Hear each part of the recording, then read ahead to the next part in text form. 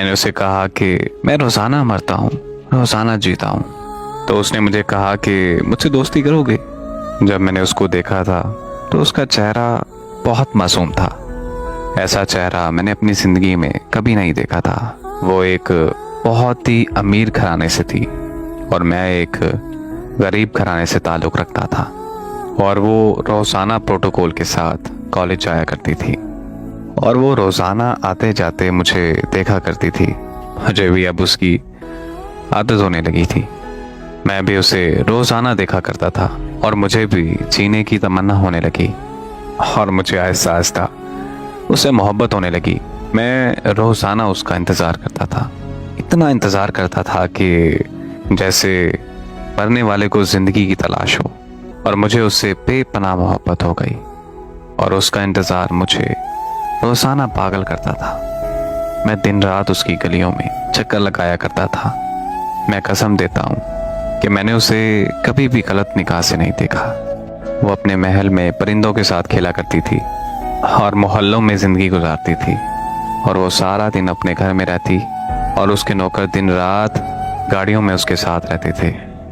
और एक मैं था कि सारा दिन ड्यूटी करता रहता था और जब मेरी ड्यूटी ख़त्म होती तो मैं उसका इंतज़ार करता रहता था। ऐसे ही 1 साल नहीं 2 से 3 साल लगे।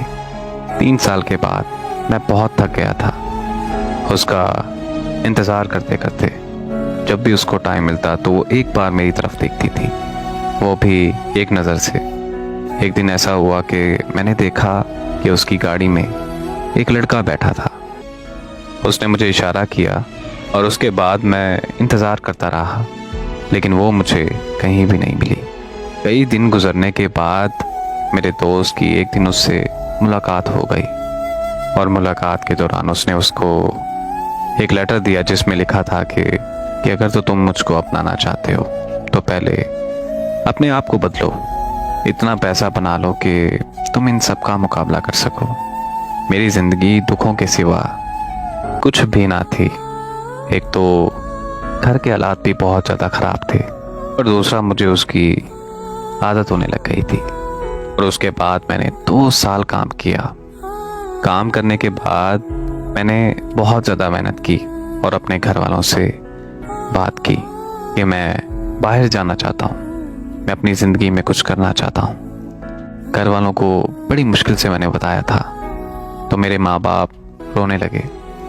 मेरे माँ बाप ने मुझे ये कहा कि तुम हमसे पहले ही इतने दूर हो, अब तुमने इतनी दूर नहीं जाना।